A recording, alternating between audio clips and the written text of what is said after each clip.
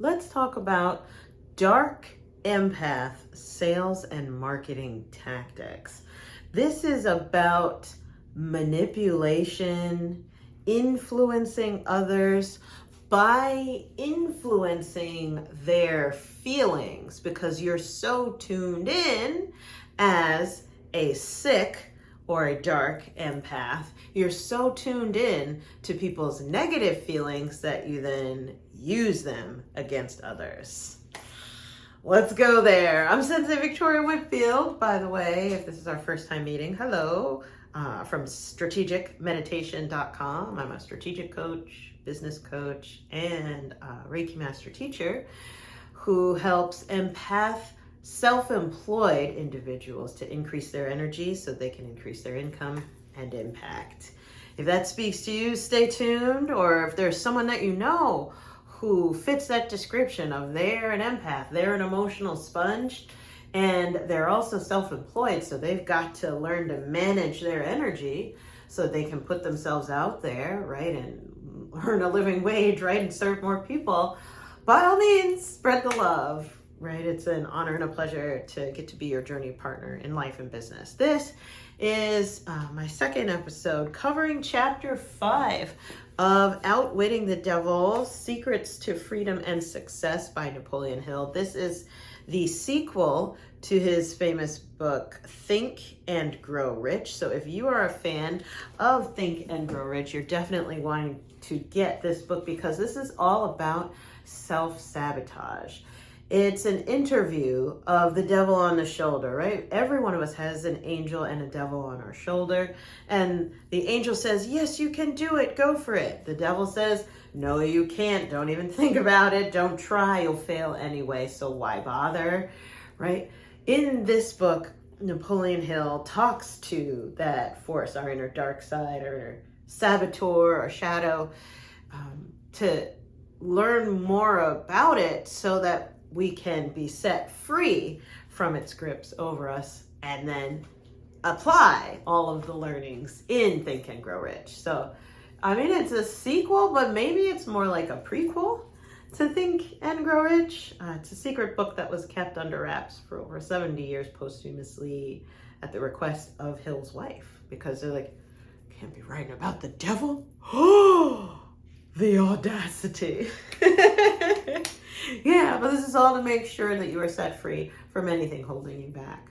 With that being said, dark empaths is our topic today. Last week we spoke about and really dove into social contagion theory, and how imposter syndrome is actually a social contagion, a chew that you can catch, right? A cootie that you could catch off of others. Their insecurity, their negativity, their fear of putting themselves out there can get under your skin and germinate into a victim mentality that dominates your life. That was our previous episode. You could go back on my YouTube if you want to watch it, on the anti-imposter, right? Or the imposter antidote.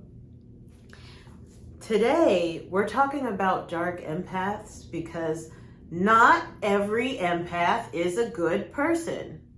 Newsflash! Just because you're an empath doesn't mean you're a good person. With love, there's all flavors, all different colors of the rainbow out there in the world. Some brighter, lighter, and loving and positive, and then also some darker, evil, malicious, negative, manipulative people as well. Let's define terms, by the way. If you are not clear on what is an empath, it is not being empathetic. To be empathetic is a mental acrobatic that you choose to do, right? It's an exercise that you do by choice of like, let me actively imagine what it's like to step into someone else's shoes and what it's like to live their life so that I can be a better communicator. Let me imagine what they feel like. Let me decide to construct how they're feeling, what they've been through, where they're going, what's going on, etc. Physically, emotionally. that you choose to do when you are being empathetic. Whereas as an empath, you don't choose to. It just happens. You are in people's shoes. You are feeling other people's physical feelings. You are feeling other people's emotional feelings. Whether or not you want to, it just happens to you, right? And because of that, I believe if you are that open, right? In psychology, they call it tending towards openness, right? If you're a very open person, I believe that makes you actually a master communicator, because you can read between the lines, you pick up on, you literally absorb what is left unsaid, literally. And so for most of my ideal clients in my community, we gather around raising awareness about that and how to deal with being an empath in an empowered and a positive way to promote more good happening in the world. Like, I'm a firm believer that when you feel better, you do better. When you feel good, you tend to do more good.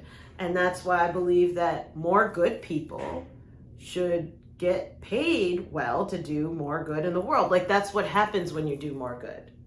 You get paid well. And when you feel better, you do better. I'm a fan of that. I believe in supporting people and feeling better so that they can do better, right? And make more positive, good things happen in the world as a result.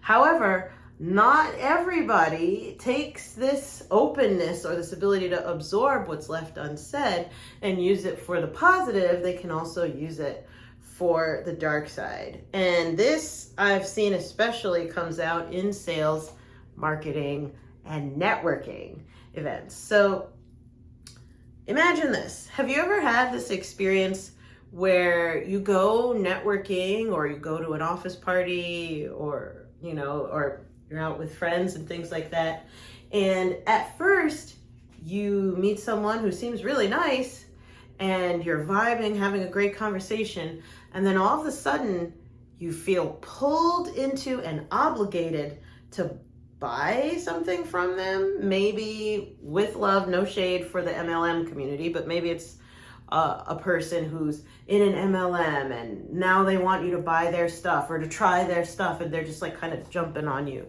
about it, right? Or maybe, have you ever had the experience of you're getting to know someone and all of a sudden now it's like, who's gonna coach who, or who's gonna sell who first?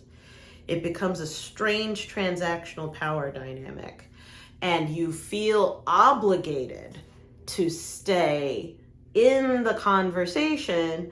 You feel obligated to see it through, or you may even get like roped into their platform, their program, their whatever, even though it doesn't support you, because you had this feeling of guilt of like, oh, well, they're a nice person, and if I don't buy it, then maybe they won't like me, or they won't care about me, or something. Has anyone ever had this? By the way, comment below.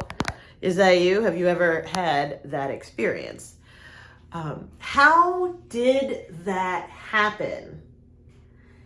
You just got manipulated by a dark empath. This is what I'm here, ding, ding, ding, like this is your alert. You just got by a dark empath, where they were able to read between the lines of your emotional and mental vulnerabilities. And they used that to hook you in. Not only to hook you into possibly like a sale or agreeing to do something, they're agreeing to help out with, not even a sale, like help out or go somewhere you don't want to go or do something you don't want to do. They hooked you into an action, and then they hooked on your guilt as well to hold you as an unwilling participant in whatever their transaction is. Dark empaths can be master manipulators because they are able to read the vulnerabilities in people's emotions and feelings. Why? Because they soak them up. Now with the reading from Napoleon Hill, we're going to pull back the curtain on exactly how they do that so that you can become immune to it. Are you ready? Right? ready to never be roped in and hooked in by guilt, right? By shame, by worrying about what others think. Like, you will always be able to break free. Let's dive into this. This reading just may change your life. And it's a little bit longer, and it's on the topic of what back here in 1938, Napoleon Hill and the Devil on His Shoulder called flattery. Let's get it. Okay. The Devil on His Shoulder says, do I use it? Man alive, flattery is one of my most useful weapons. With this deadly instrument, I slay the big ones and the little ones. Okay. I may as well here admit that you've stumbled onto a major secret, how I, the Devil on His Shoulder, convert people into the habit of drifting, right? Being aimless and powerless to be manipulated by others. Hill says, that's a startling admission. Go ahead with your confession and stick strictly to the subject of flattery. No more side remarks, right? No facetiousness for the present. Tell me all about your use of flattery and gaining control over people. Devil on His Shoulder responds, flattery is a bait of incomparable value to all who wish to gain control over others. It has powerful pulling qualities because it operates through two of the most common human weaknesses, vanity and egotism. There is a certain amount of vanity and egotism in everyone. In some people, these qualities are so pronounced they literally serve as a rope by which one may be bound. The best of all ropes is flattery. Flattery is the chief bait through which men seduce women. Sometimes, in fact, frequently, women use the same bait to gain control of men, especially men who cannot be mastered through sex appeal. I teach its use to both men and women. Flattery is the chief bait with which my agents weave their way into the confidence of people from whom they procure information needed to carry on warfare. This is spiritual warfare. Whether anyone stops to feed his vanity on flattery, I move in and begin to build another drifter. Non-drifters are not easily flattered. I inspire people to use flattery in every human relationship where its use is possible because those who are influenced by it become easy victims of the drifting habit. Let's see here. So Hill asks, at what age are people most susceptible to flattery? The Devil on His Shoulder responds, age has nothing to do with one's susceptibility to flattery. People respond to it in one way or another from time they become conscious of their existence until they die. Hill asks, through what motive can women be most easily flattered? The Devil responds, their vanity. Tell a woman she is pretty or that she wears clothes well. Hill asks, what motive is most effective in harpooning men? The Devil answers, egotism with a capital E. Tell a man that he has a strong Herculean body or that he is a great business tycoon and he will purr like a cat and smile like a possum. After that, you know what happens. Hill asks, are all men like that?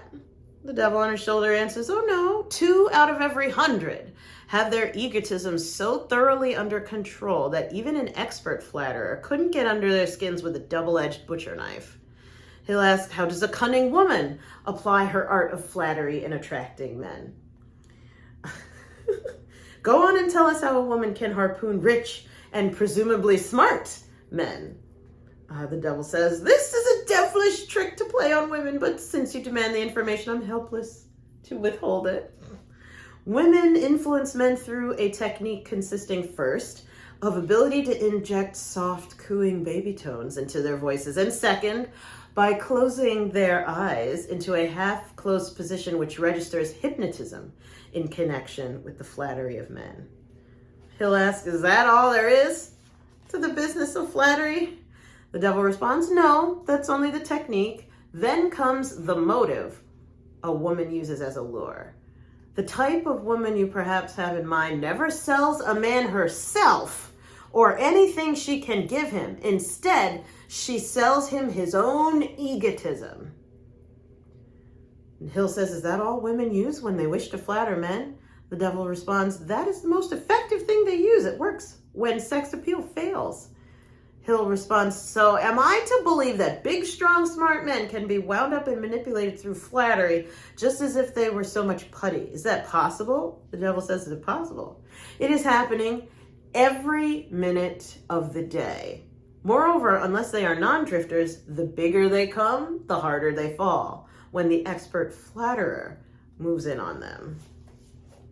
Tying this back to the dark empath, right? These tactics that they use of what happened when you thought, male or female, whatever you are, or trans, whatever, when you thought you were just having a nice conversation and all of a sudden you got hooked in to agreeing to do something that you're not interested in, and then there's no way out, right? Or else you'll be embarrassed.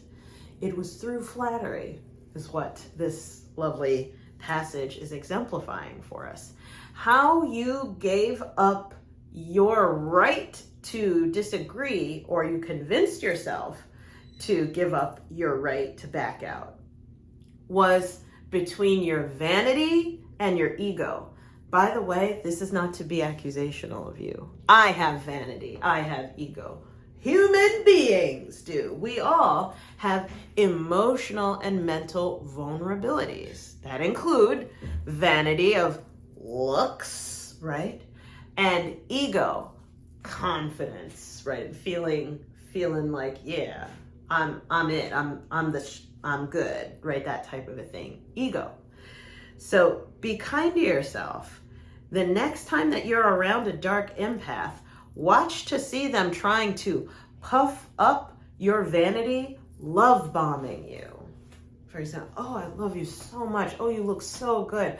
Oh, you're so pretty. Where did you get that? How did you do that? You are the best. This is amazing. Oh my gosh, you are so interesting. Blah, blah, blah, blah, blah, fawning all over you. Love bombing. Going from 0 emotion to 100 of like all the way in an inappropriate way where you might get swept up in the romance of their love bombing of you, because that is massaging and puffing up your vanity of like, oh, I didn't know I looked that good today, but actually, you know, maybe you're right, or oh, thank you, like that type of a thing.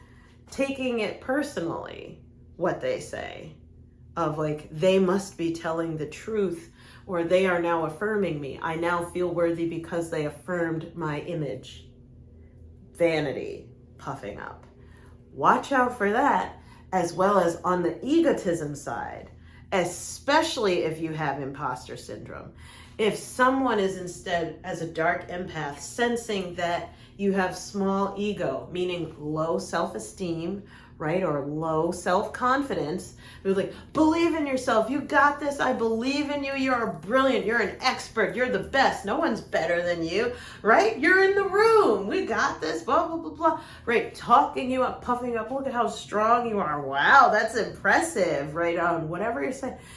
Affirming you to a point where you are losing connection to your own core confidence and why you believe in yourself, and instead, because they're exciting you and making you feel like, wow, you're so amazing, they're hooking you by your ego as opposed to just inflating your vanity. Your vanity is your image. Your ego is your sense of self-confidence.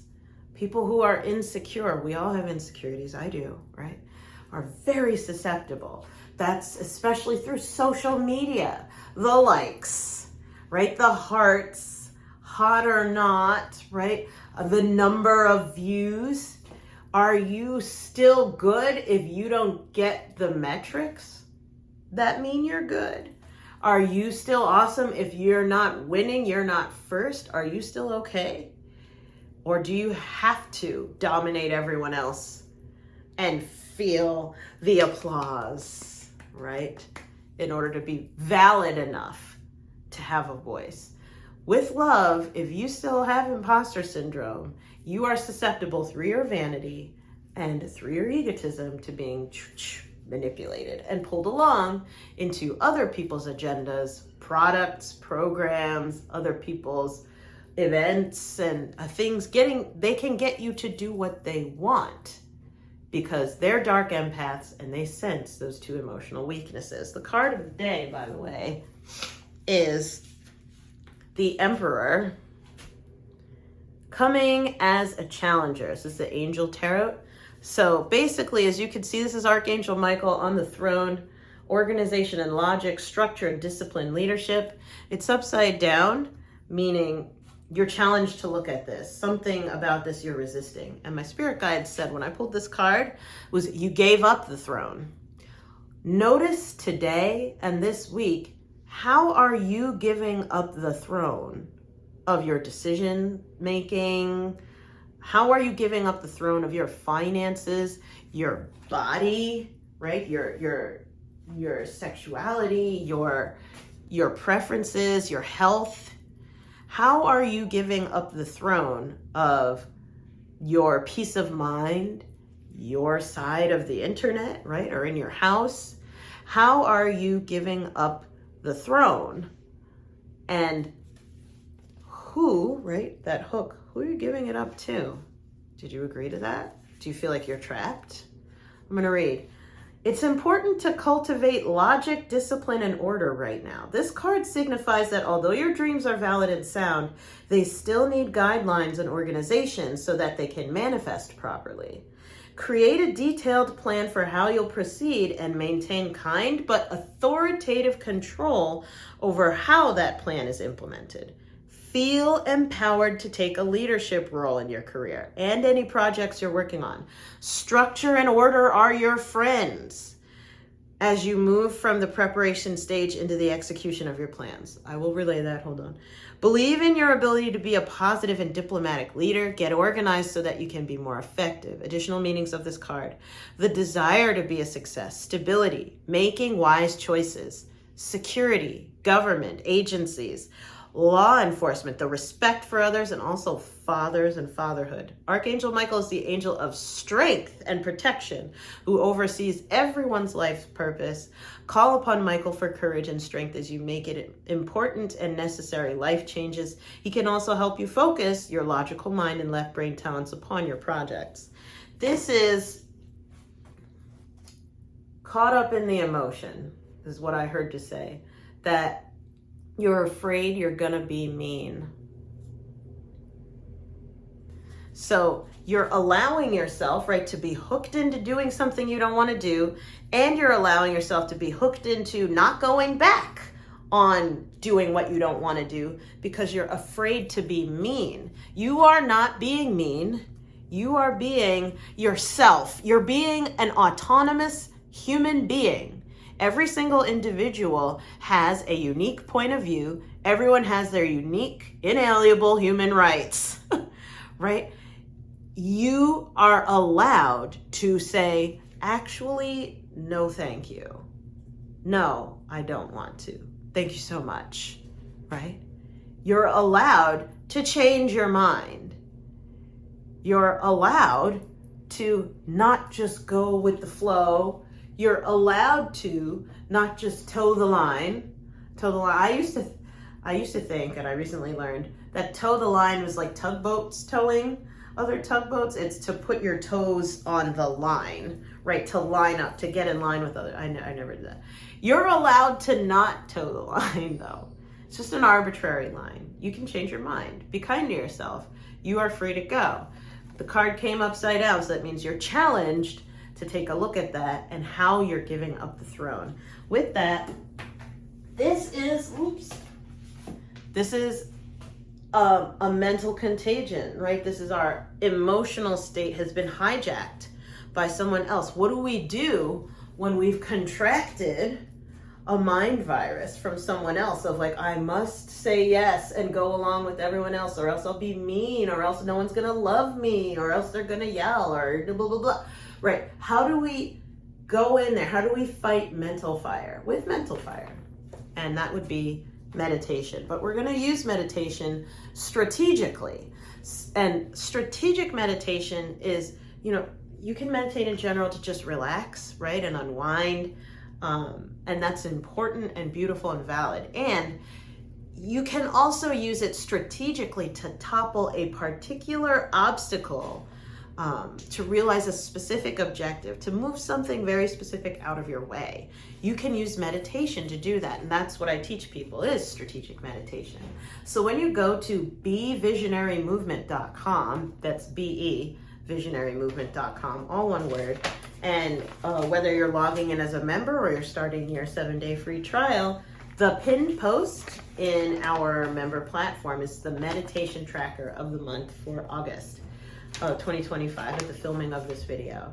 And the strategic meditation I'm going to prescribe for you is Metamorphosis Spirit Guide. So go ahead and type that into the search bar at the top of the platform, whether you've downloaded the app or you're logging in on desktop. It's Metamorphosis Spirit Guide. So that's a 15-minute strategic meditation where we're going to have you, again, call up this energy of other people's agendas and the dark empath trying to really influence you and manipulate you. Call that up in awareness, whatever situation that is, and then go to the Metamorphosis Spirit Guide and clear that out at a very deep cellular and deep subconscious level, right? You need to evolve past the fear of upsetting others. And that is what your Metamorphosis Spirit Guide strategic meditation is going to help you do. Now, as we've come to the end of this video, right, if you have, yay, thank you so much. Comment below. Let me know what you think. Like, have you ever had this experience of encountering a dark empath in your life? And what about flattery with the vanity and the egotism? Go ahead and comment below what's coming up for you hearing all this. And if you've come to the end of this video, if you got some value, make sure that you hit like so you let the algorithm know that this was awesome. Share it on your social media platform to spread the positive energy and empowerment here in the internet universe. And if you're feeling like you have more questions, do reach out. Like, I'm here to support you as your spiritual business coach and your meditation and Reiki master teacher. Go ahead and reach out at talkwithvictoria.com, or if you want to send me a text, 732-903-8573. Let's find a time to connect and get you the answers you seek. I'm sending you so much love. Mwah! Big hugs. And remember, you do not have to lose your glow as you grow in life and business. See you in the next one. Bye for now.